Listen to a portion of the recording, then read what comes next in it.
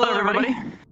My name is Legend50210. I am a fight choreographer for a VRChat film group known as Sync Studios, and we are going to be presenting our research in regard to low-latency choreography, of which we're going to be learning about today. And besides me, I have some co-hosts that are going to be assisting me with some demonstrations. Want to start off? Hi, I'm Romeo. I'm a martial artist at the service of Sync Studios. I joined them in December, and it's a pleasure to be here. Hello, I'm Palm Top. I make content online, sing, dance, sometimes meow. I've been with them since the very first meetup, and it's been a joy to see how far it's come.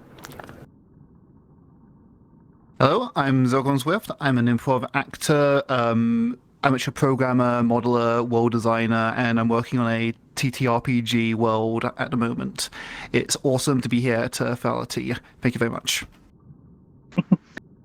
All right, we're very happy to be here. We do have a very heavy topic here that's going to cover a lot of stuff in regard to our month-long worth of research, covering about how we're able to calibrate actors and get people ready for complete unanimous synchronized choreography for VRChat films and sorts of media.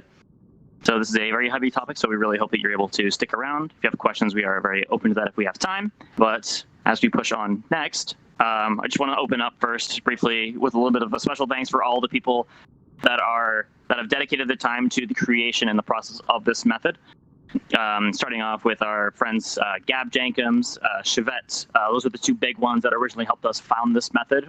They helped us a lot with figuring out how this process would work for the Furality that happened before, which was Furality Silva, which is where our demonstration for the, what was it called? It was called the sparring lesson, where it was between myself in the States and our friend Chevette acting all the way in Singapore, which is where our first push of our method went on. Of course, another big thanks to Astro Melodia, Whole Lotta TJ, Virtual, DJ Cookie, and Photographer Otter, who has also been a really good hand in also inspiring this method. And of course, major thanks to the three here, Romeo Red Wolf, Palm Top Chat, and Zircon Swift for being so handy and being here to demonstrate this method for us. With that out of the way, we are going to get started with our process. So, starting off, with the general things that you're going to need, it's important to know that you're going to make sure that you're going to want to need to have a video capture software as a way to be able to document references. This is more so like an optional step unless you're going to make something that's more specifically tailored to what you're doing. Otherwise, you could also just work from, like, let's say if there's like recreation of like a video that you want to do, you could also work from that as well, and you could skip part of that, at least for the recording process. Secondly, you'll need to make sure you have a video editing software of any kind. Does not matter too much on what it specifically is. You got your DaVinci Dissolve, Premiere Pro, you got your Final Cut Pro. Doesn't necessarily matter, any video editor of any kind. Thirdly, you need a sound editing software, something that you can look at in by time as opposed to like beats per minute, so and such. If they have settings you can adjust to see how things can be looked at for like a millisecond standpoint, you'll want something like that. Things like Audacity or GarageBand in my case. And then lastly, this final one is only for those who are body actors. You'll need at least a $5 license to SoundPad. You won't need it yourself if you are just going to be the camera operator, but if you are also going to act along with the actors, you will need at least a $5 license to SoundPad, which is what we use. But we'll be going into depth about why we specifically use SoundPad, at least at the time of our research. So, starting off, what is an audio script? To start off, an audio script is the name of it's the name of our system that we use, that we've created to be able to line up people across different areas. And it's a process to understand where we make use of auditory cues that are set up in a very on-reel manner. So that way people can't really rely on having to approximate for how long or how short like 500 milliseconds is, 300 milliseconds is, because that's specifically what you're looking for whenever you're doing this sort of thing. Whenever you're working with choreography from people all over the world, you're like really looking for that millisecond precise thing. You're really trying to get those actors as close as you possibly can without having one be slightly off and then saying, oh, just wait half a second, while the human imperfections make it really hard to know specifically how long half a second is. When you're making your audio script, you want to make sure that you have some distinct sounds going into it. We want to make sure you have one specific sound to help alert the actors of like what's to prepare before the beginning of your motion, and then also another sound that you'll need to identify the apex of when a motion is at its peak. In some cases, it's your fight choreography, or in other cases, if you're handshaking, it could be like the way of how your hands are changing direction at the same time. it's good to have these two sounds be relatively different. That way the actors are able to rely entirely on how they hear it and how they sound different. We'll be going into that process more in detail later on. To kind of start off on this, I have a little bit of a demonstration working along with PalmTop and Zircon. So I'm going to give them a little bit of some choreography. I have a 3D marker here on my avatar. You should see that on the screen that's presented there. I'm going to be giving them a very simple choreography exercise that they're going to do. So let's say for both of these actors, both of you are in orthodox, but both of your left foot's front. Let's see. PalmTop, let's have you do a right hook up to here. Zircon, you can block up there with your left forearm. This will be mark number 1. So blocking up here for 1. For 2, PalmTop, you'll come low to the abdomen here to the side. Also blocking low for 2. And let's say for 3, Zircon will have you retaliate. So I'll have this be another color. Right there, line your face up to that. And PalmTop, you will flinch for this one. This will be number 3. All right, go ahead and practice that with the audience. Touch? We'll have that be a left back fist. Why not? Okay. Okay, so that's the space I have. Okay, and... All right, so now what I have the actors doing, practicing with the audio scripts, these actors have audio scripts that they haven't listened to yet because I wanted them to go through some of the practicing process of what they're going through right now.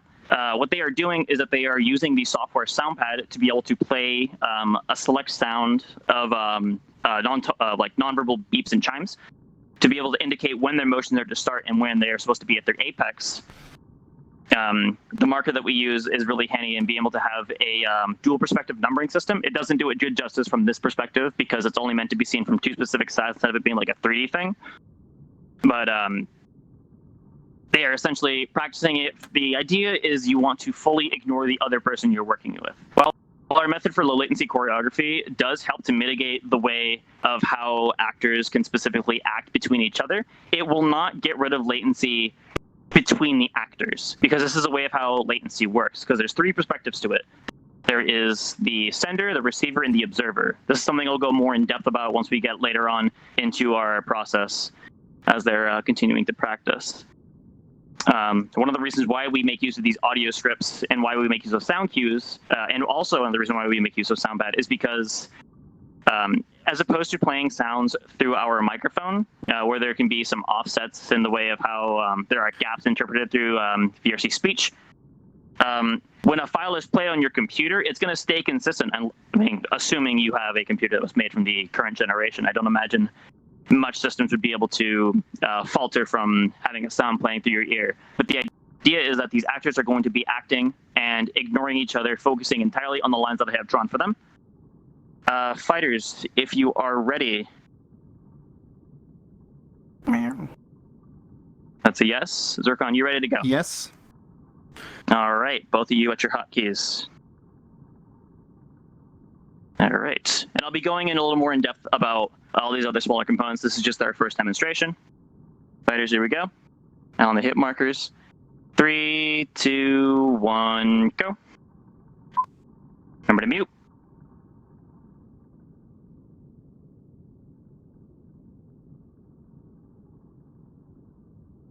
Very good, very good. Once more for the crowd.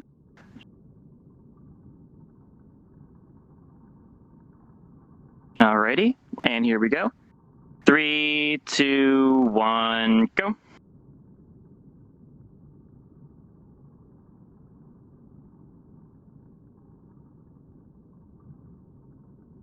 Very cool, very cool. And also, fighters, just for a little bit of perspective, since I know some people will probably be curious, go ahead and just illustrate which time zone you're in so people get an idea about where we are in the world. Starting with you, PalmTop. Eastern Standard Time. But just summertime. So we got a fair bit of distance between these actors, which I think is really, really neat. But now, going on to our next slide, we're going to talk a little bit about what does an before that, some examples of our choreography don't extend to just general 3-hit choreography. It can also have more dynamicacies because of the fact that it is a sound file. You can work bit by bit on like how fast or how intricate the gaps end up being, instead of having something that some people tend to use, such as like metronomes, where it ends up being so rhythmic and you can almost kind of predict when actions tend to happen.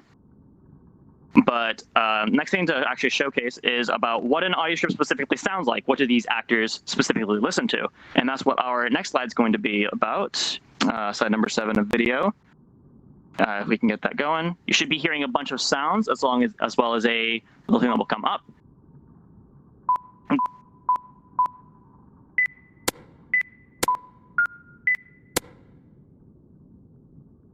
Alrighty. So that's an idea of what an audio script sounds like. It sounds a little vague, but I'm going to be going over some of the parts of like what parts mean what and why we have certain things in certain areas.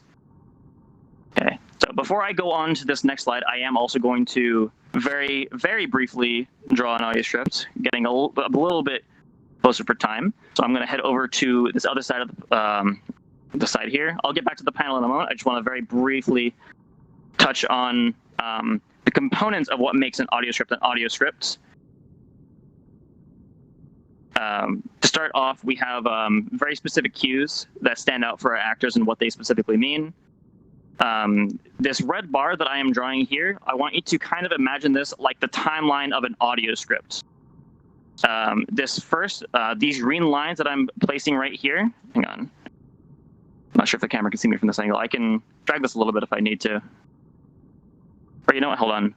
Fighters, switch positions with me. Here, I'll scoot it over here. Oh, no, hang on. Chasing the camera a little bit. My bad. No. my bad. Okay, I'm here now. Okay, anyway. So here is a look at our audio script, for example. So you would have the initial starting beep. This is the first thing that plays about 1 second into your audio script. This is to help your actors understand that they press the hotkey for their audio script and it is beginning to play. This little bit here, which has 4 specifically spaced out beeps, which is to help to give the actor a general reminder of what speed the audio script is going at. Generally, we work between 500, 400, and very rarely 300 millisecond gaps before we get into the actual audio script, where it does not start until later, where before every hit marker, we place another beep that corresponds to the same gap in speed to here. So if we set the speed between each audio script to be about 500 milliseconds in distance, the distance between the rest of the audio script is going to be about 500. So distance between first beep and the hit mark is going to be 500. Any other one's 500, 500, and it will continue on from there. But I'll be touching more on that as I continue on with our presentation. But let's talk a little bit about creating the audio scripts. The very first thing you want to do is you want to find out what speed you're going to go at. The best way that you're going to want to do this is you want to be able to have some sort of reference you can go off of. Generally, I prefer if you're able to record yourself, being able to do these motions. Not only because it's a good habit to also for you to get a process of understanding what the actors have to go through, but to also get an idea about space limitations and how like everything feels when you're moving around with your equipment. It's very important to do this and record individual motions that have the most influence. Like let's say, for example, you're having like a one person fighting 2 other people. You would only realistically need to capture the spot for the one person that's having the most interactions.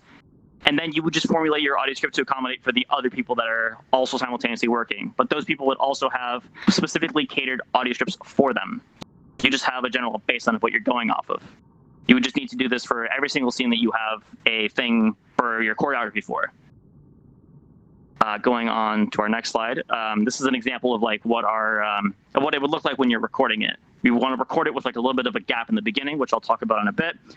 Just a general striking toward the air, get an idea of what your moves have to be. Nothing has to be fast. You're able to experiment with your speed. Not everything has to be in rules of 3s. You can always experiment with like having up to 10 hits, push it beyond that if you want. You can go 5 hits. Let's say you have like 2 hits and then you have like a really long gap and then you have 3, 4, 5 and so and such. The customizability of the fact that it's an audio file means that we have a lot of leeway in how we are able to approach our choreography. Next, we should have another video on our 10th slide. This is an example of when you have like your side by side. On the top right shot, you have an example of like the references that I took and how they lined up with the rest of the actors. If we could just play that again really quickly, if you don't mind. For the again, the top right is essentially the one that I was acting for, and the middle ground, which was Romeo, is the person that's essentially mirroring the motion that I did with the choreography that I had created.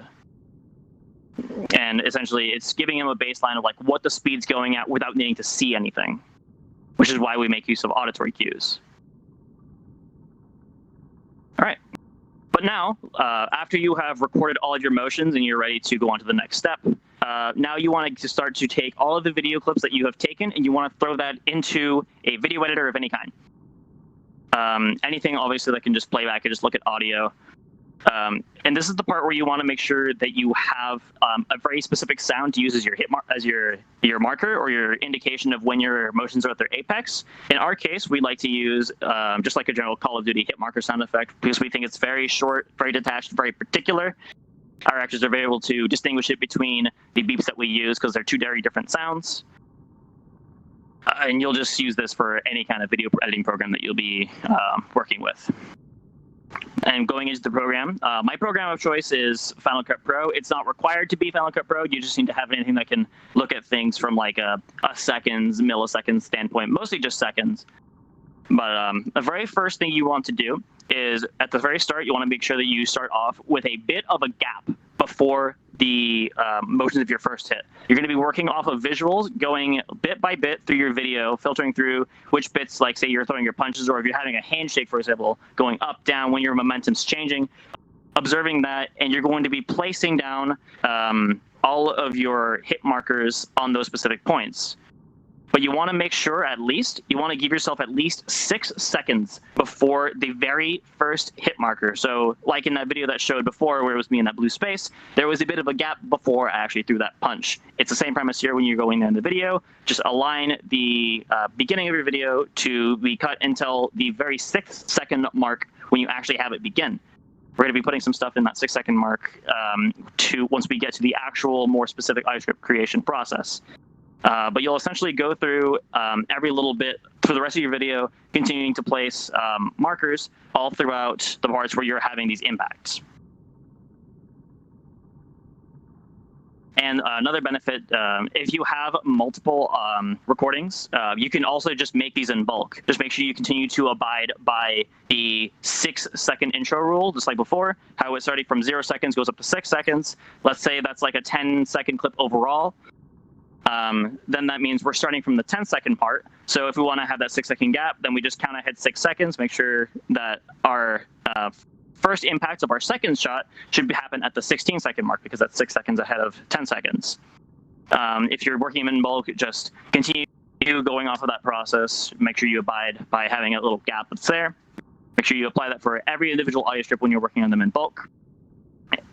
And when you do export it as well, make sure that there should be no other sounds when you're exporting it as a video file, because we're going to be looking at waveforms for the next component when we go into the audio creation process. But now, speaking of, now we're going to talk a little bit about working on turning it into an audio script, because now this is like step number 3, because we went from recording the motions, placing the points of interest, and now we're going to make the rest of it, where we're going to be putting in the alerts, if you want to call it that. The pre-beep cues are what we call them. This is where you will start to work off from a sound editing software, either Audacity or GarageBand, does not necessarily matter. As long as it's something that can preview and detail things by milliseconds, you really want to illustrate milliseconds here because we want to be as precise as we can and have as much fluidity as possible. You'll make sure that you will have your sound by this point. In our case, we use just a regular sensor beep because, again, it's short, it's articulated. I would honestly recommend against using things that roll into something. For example, if you like roll a cymbal, it's hard to identify like a specific point on that because it gradually gets louder. It's a lot better for us to use one specific distinct sound, like more staccato for those who are very enthused in music theory. We like to use those specific sounds because they're specific. They say here instead of maybe here, maybe there. It's here. And when you're working on these audio scripts, you're going to create a rule of what creates the speed of your audio script, which was that thing I mentioned earlier about working from things that are 500, 400, 300 milliseconds and such. But now we're going to get a little bit more into like the specifics working in the sound editing program. We're going to look into GarageBand to do some of this. Again, not a requirement. Don't need to use GarageBand specifically. But now, to start off, when you are in your sound editing program, you're going to see all the spots where you have all the waveforms. Of course, by this point, it should look relatively flat, except for the spots where you have the hit markers. This is where you're going to throw in the video that you created with all the references and all the hit markers placed specifically there. It should just be a sound file by that point. You should just see the waveforms there. Make sure, again, that the time that it's displaying in your software is going to be showing in milliseconds. Make sure it is not beats per second or by time. You want to make sure it is by milliseconds. Make sure it's not just seconds, milliseconds. But now we're going to start off by putting stuff into the 6-second gap. We're going to go little by little over here. And to the next slide. You want to start off by putting your first pre-beep cue at the 1 second mark of your audio script. Sometimes this may vary based on like how fast or how slow your audio script may be, but it's good practice to be able to put that into the 1 second mark because we're going to be working from there to lead up into the 1 second. This first beep is to help accommodate for to allow the actors to understand, okay, I have hit the button here. I know that the audio script has started and I know to get into position. It might sound a little weird because of the fact that, you've pressed a hotkey, you'd expect it to immediately play the audio script. But this is where the importance of understanding where later on we're going to talk about synchronizing our actors and getting people more on the same length, because you're going to have instances where people are going to be needing delays. Because while we cannot realistically tell people who are slower to speed up, we can tell those who are faster to slow down. And that's why we have that little beep, because then you can press your thing, you wait, you hear it, and it's like, okay, I get in a position, ready to go. On to the next slide. You're going to move about 2 seconds later on down from the line. That little green marker that's there on the 1 second mark, that's the one that we placed earlier. Now you should have about, you're going to be placing 4 more pre-beep cues. You're going to put that at the 3 second mark, or at least 2 seconds off from the first one. In this demonstration, we're going to be working from a 500 millisecond rule, which is a relatively slow. It's a relatively slow speed to work from, and this is the distance that we measure between the first pre-beep cue to the hit marker. It's very important to keep this rule and keep it consistent as to avoid confusing your actors. You want to make sure that from the 3 second mark, you're going to make sure that you place one every 500 milliseconds for at least 4 times. The purpose of this is to give the actors an auditory reminder of what 500 milliseconds sounds like. It's supposed to sound rhythmic, that way they say, okay, that's 500, 500. It puts them in the groove. Because again, by human nature, we don't realistically know the specifics of how accurate 500 milliseconds is, 400, 300, so on and such like that. This is something that gives us a little rhythmic reminders like, okay, I know what this sounds like. I know what to prepare for the rest of the audio script. To our next slide, we go on a little bit more, and we should now be at the part where we are now going to be putting our pre-beeps before our hit markers. This is the part where you're going to be looking back to the waveforms of your audio scripts. You're going to look and see how that first hit marker you put at the 6 second mark, it should line up to the 6 second mark in your timeline. You want to make sure that you are placing all of your pre-beeps at least 500 milliseconds, if that's the rule that you're abiding by for the cue speed.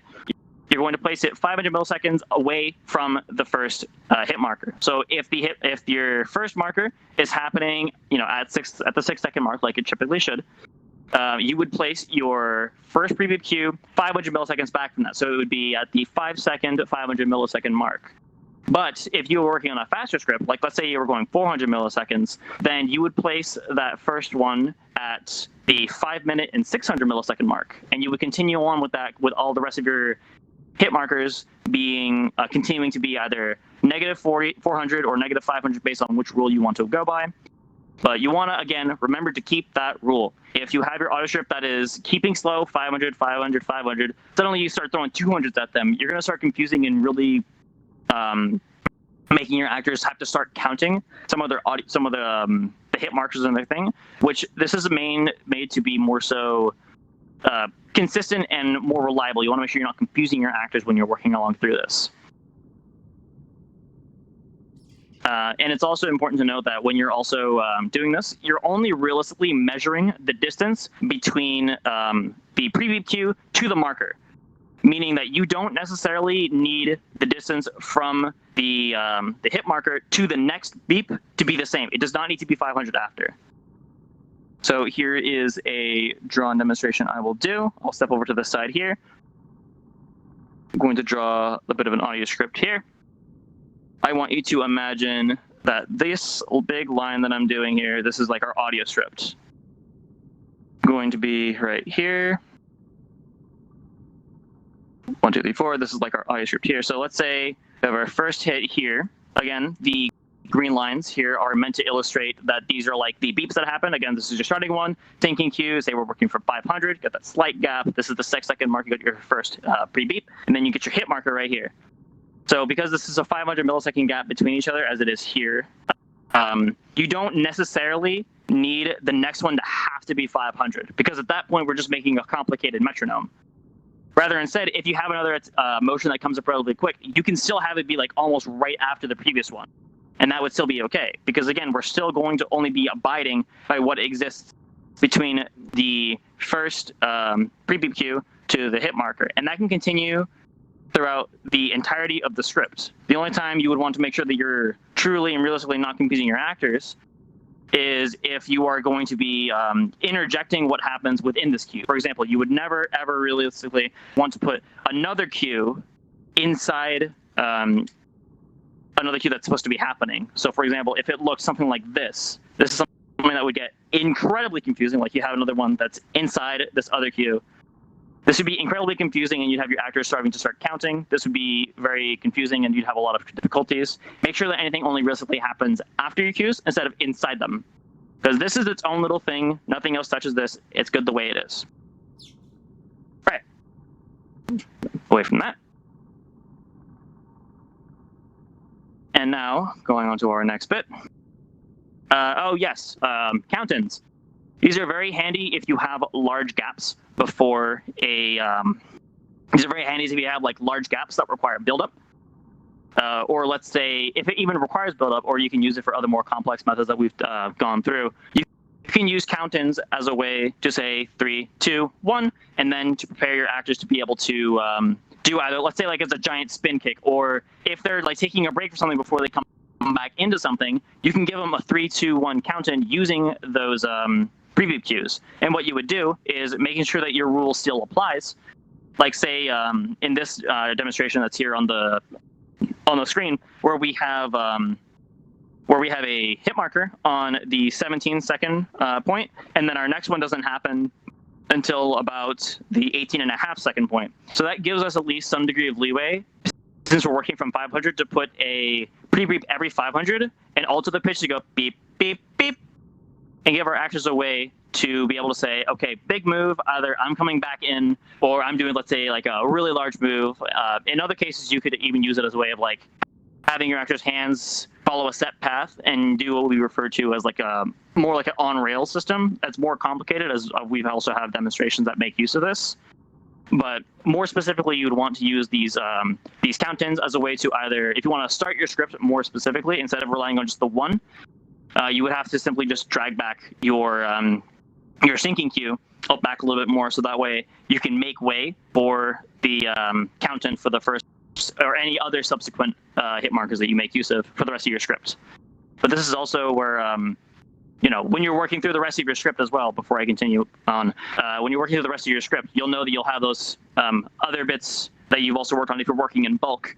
Once again, same premise. You see that the hit marker is starting 6 seconds from there, and you know that from there, since it's starting 6 seconds in, all you do is you count back 6 seconds, and then that's how you know the other clip had ended, and then you count forward 1. That's your 1 second mark. Count forward 2. Then you get your counting. You get your syncing cue. Your cue speed, which is when you put for pre-beep cues at the 500 millisecond, assuming that's the speed that you go at.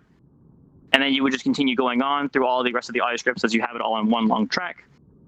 And also, when you are all done with creating your audio scripts and you have all that sorted, this is where you'd want to make sure you export it through your sound editing program as an MP3 file. You want to make sure that the final version of this is a sound file, because that's what we're going to be making use of for our actors to be listening when it is time to go. An example of like how many audio strips you can realistically have for your process. The amount that's on the right, that is, sometimes you might have a few. These are the amount of audio strips that we made use of for the sparring lesson, which is a VRChat film that we made for Furality Silva at the community showcase. But then there are other more experimental ones where sometimes if you have audio strips that work for just one person, you're going to have, you know, let's say if it's like just between two people, you only really need just one audio strip to work between them, because it's just two people acting on the same wavelength. However, if you have more complicated stuff, like the stuff that's on the left, where you have like almost 99 audio scripts, you're going to need your audio strips to be catered to the individual actor. And this can be complicated if you have things like 1vx, like 1v many people, or if you have like more than like two people involved, you're going to need to have specific audio strips catered to specific people. In this case, you'll have audio scripts for like choreography, audio scripts for narrative stuff, and you'll have that like divided between people. And hear me out when I say this, please do organize early. You are going to save yourself a lot of headache. Start labeling stuff, make sure everything is exactly where it needs to be.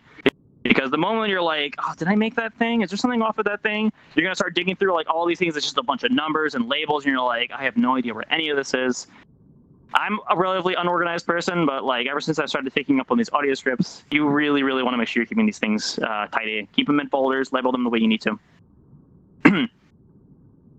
But now, onto our next step. This is now about using the audio script, because now we're all done with making the audio scripts. Because now that you have created all those sound files, this is where you're going to give them over to the actors that you're working with.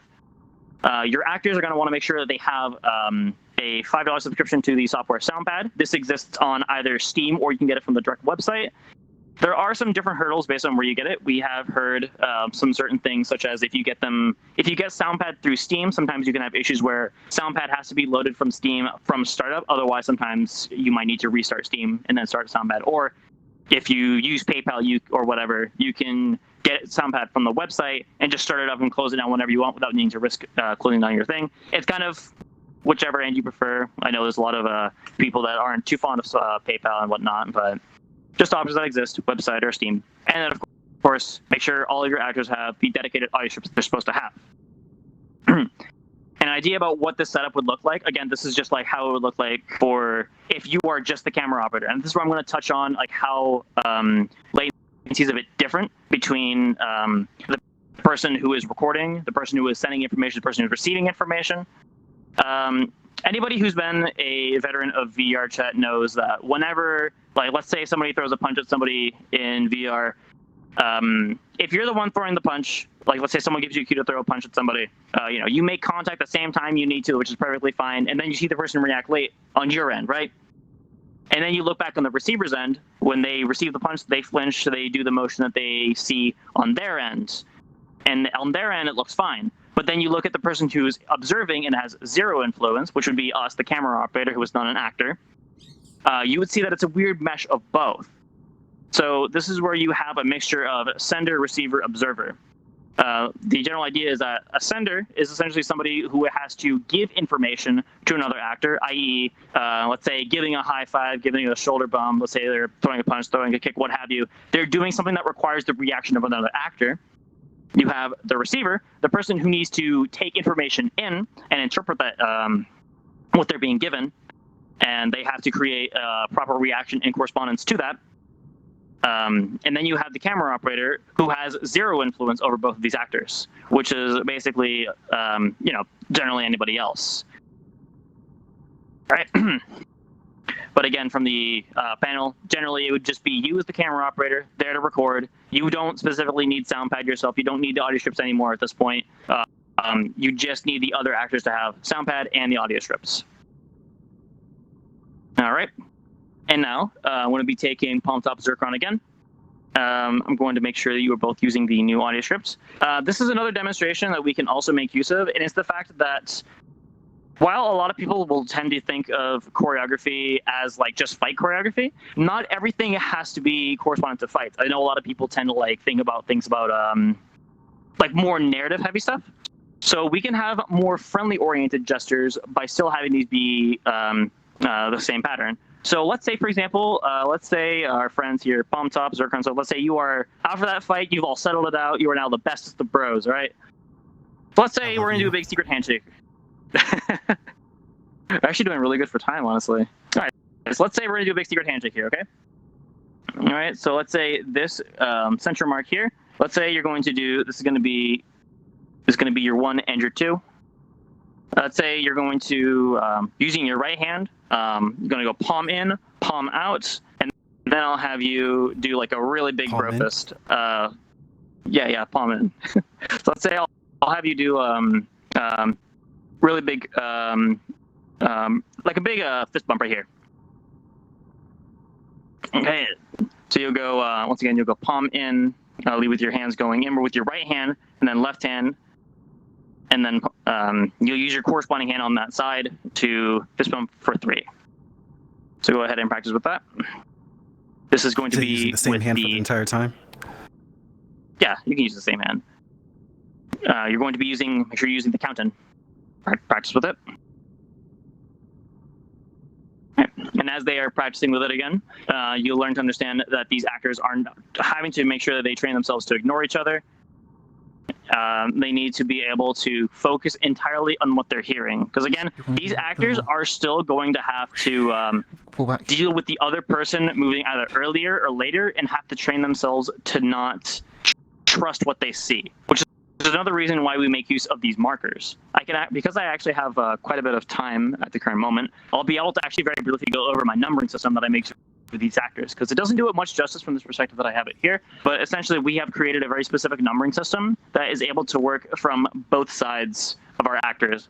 That way, we're not having 3s look like E's or 5s looking like S's, where we can be more specific about what number means what. So far we've gotten up to 10, but I think at some point we're going to be able to start pushing on that.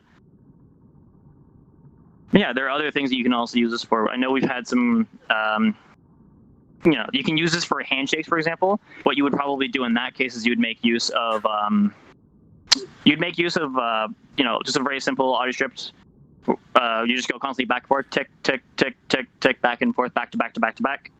You could go 500, 400, 300. It depends on how fast your handshake's going, and you would have that be based off of like, let's say if you're making, if you're clasping hands with your other actor, if you go up and you meet your apex, this would be a hit marker.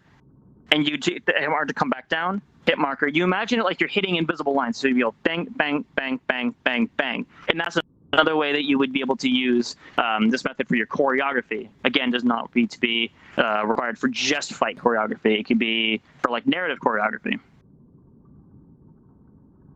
Okay. And fighters, are you ready? So is it through the left first or the right first? Go palm first, backhand. Okay. So you go inward first. Okay. Palm, backhand, right fist. All right. And if you're both good to go. Yep. Alrighty. Here we go. 3, 2, 1, go. Camera mute.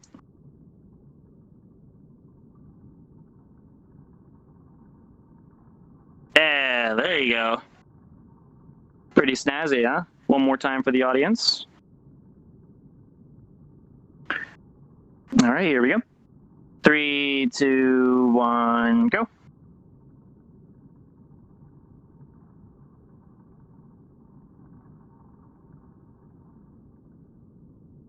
There we go. Fun little bros we are. But that is an example of these audio strips working for more friendly gestures. Now, again, not required for more aggressive things. It's anything that requires a shift of momentum between multiple actors. And if anything, it's more apt to avatar interactions. All right, going on. Oh, yeah. And also, here's a big question. I'm also imagining a lot of you are wondering why I'm throwing an emoji.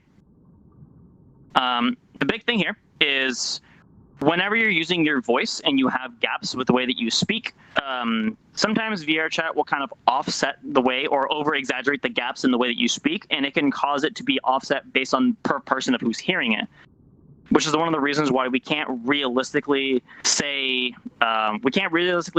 go and have them go off of that. Rather, instead, what we can do is we can make use of VRChat emojis, because through the use of VRChat emojis, these are actually network synced across all platforms, meaning that when I make use of this emoji, this means everyone is going to see this at the same time. Romeo, Zircon, Palm Top, all this stuff in the background. When I throw this emoji, they're going to see it at the same time. And what's really interesting is when that is happening, you can even try this yourself as well. Where if you give a verbal 3, 2, 1, and then when you say go and throw out the emoji, if you hear anybody else do it and you know that the moment that they're saying go and throwing out the emoji, you're always going to notice that the emoji is going to come out way earlier than before they say go. And it's because we rely on the emoji to be a more definitive point is why we can have our actors rely on that to press their hotkeys to start their audio scripts. But now, next thing I want to talk about is calibrating your actors. This is a big thing about why we specifically use SoundPad. Because we have a lot of people in very different zones, people who live in Australia, Europe, Singapore, in the States, wherever you may be. It's very important to take note that, not everything's going to be perfect, which is why we've had such fortunate success with Palm Top and Zircon. But before I also get ahead of myself, it's also important to note that ping is not entirely relevant as long as it's stable. It does not need to be, it does not matter if you have 150 ping, 200 ping, let's say you have 30 ping. I mean, heck, if you have like 500 ping, I don't think I've ever seen anyone with that much ping. But as long as that number is relatively stable, you are a suitable actor for this process, which, if anything, for a standard like today, that should be about like at least 99% of VRChat users. Because if the easiest way you'd be able to check that is you would just simply look at your VRChat menu and just keep an eye on like your ping, observe it, and you just see, make sure that's all consistent.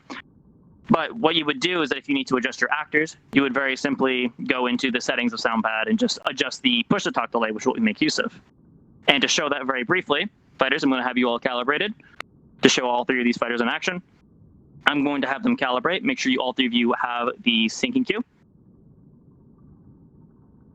The process that we do is with the same thing, same method. I give them a verbal 3, 2, 1, have them rely on the emoji. And when they see that, they hit their hotkey. And what I have them do is I have them do 4 punches to freeze on the hit marker. 3, 2, 1, go. Good. And when they do that, my goal of the observer is to watch when their punches freeze. All right. And you want to run this through a couple times and see where these actors are specifically stopping. So go again. Here we go. 3, 2, 1, go.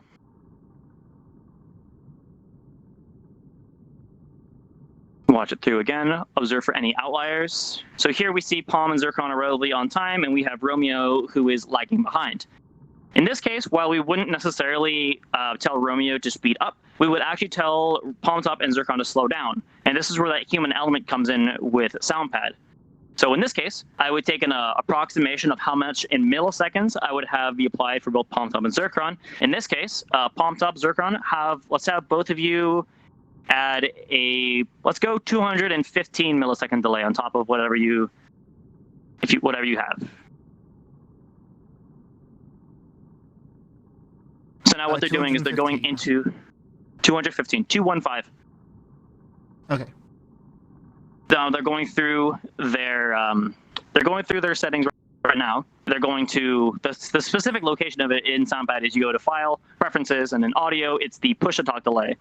You can set up to 5,000 milliseconds, which is equivalent to 5 seconds of a delay that you can do to offset your actors. All right, fighters, and once you're ready to go. Here we go. 3, 2, 1, go.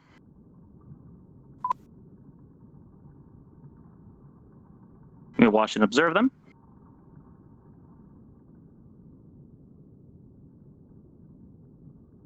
All right, one more time. I think maybe just a slight adjustment. Here we go. 3, 2, 1, go. And also, one thing I also forgot to mention is that the benefit of going through this process, this is a calibration process that we'll always typically do at the beginning of our sessions. You'll only really need to do this once to get your actors lined up. And then after that, you are perfectly set for the entirety of your thing as long as nothing massive changes. Okay, palm top zircon at 100. So once these actors are lined up and all good to go, then there's not much more that they really need to be able to, there's not much more they realistically need to do because they're all set, they're all good. There's nothing else that they really need to take care of because they'll be lined up. As long as their pings are not fluctuating, the number that we're looking for is you watch your ping to see that it's not jumping any higher between 10 to 15 positive or negative. You want to make sure it's at least resting somewhere. Like in my case, my ping is at 64. It's staying relatively stable. You'd observe this for at least a full minute. Watch it to make sure it's not making massive jumps, massive lag spikes. Sometimes if you're in large cramped instances, sometimes it may be a bit challenging because you're connected to so many other people and lag may play effect. But in our case, in a more controlled environment, this is a lot easier to take care of. There we go. 3, 2, 1, go. And you watch for their punches.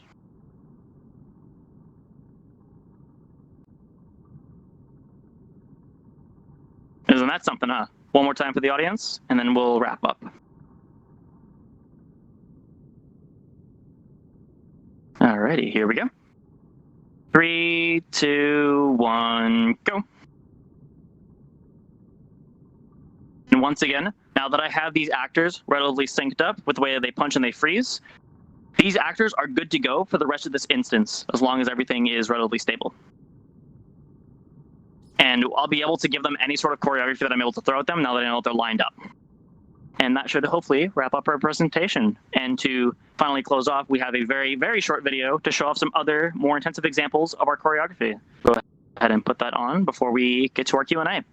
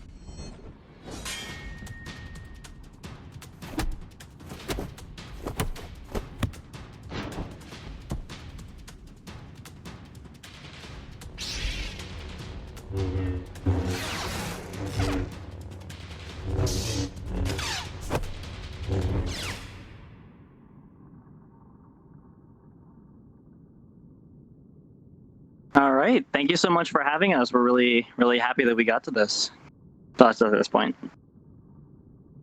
Yeah, thank you so much, Legend and everyone. We have time for 1 or 2 more questions. I'm going to start out with Golden Flag. I know this was briefly mentioned, but I'm curious as to why you decided not to stick to a metronome. Did you try using metronomes? If you did, what went wrong? So there's nothing entirely wrong with making use of a metronome. The reason why we try to avoid using a metronome is because a lot of your motions will end up being so hypnotic. Being able to specifically detail when specifically your motions can happen makes it far more dynamic. Let's say like if you have your motions being like bang, bang, bang, bang, bang, you know, it's so consistent to a point where you're kind of being able to expect what happens. Being able to rely on like having a physical reference and then having your audio scripts formatted over that allows you to be more accustomed to how you're doing your choreography. It's just the way that we're able to format our stuff. All right, I'm going to give you one more question. This is from Kick Kingdom, who's right over there in the audience. Does everyone need to use the same input, hotkey versus overlay? Yes, that's a good question. So typically when you're interacting with the way that you start your audio scripts, you always want to make sure that the way you're doing it is the same input method. And that's like if you have someone clicking with a mouse, hitting a button on their physical keyboard, or clicking it through either a VRChat window or a third-party overlay, you want to make sure all of your actors are using the exact same method, as to make sure that if you're using a third-party overlay, sometimes the way that the input's registered when you're pulling your trigger can be a bit different between somebody who's clicking it on a mouse or clicking it on the Steam overlay. You're going to have inconsistencies. You want to make sure everyone's using the same input method, which is why you saw all these actors step aside to their physical keyboards to press a hotkey. All right, awesome. Legend, Palm Top, Zircon, and Romeo, thank you so much for your time. We appreciate it so much. Of course. Thank you Thank for you all having so us. much. We're really happy Thanks to for be having here. us. Thank you, Furality, and everybody so much for having us. We hope you all have a wonderful rest of your FurryCon.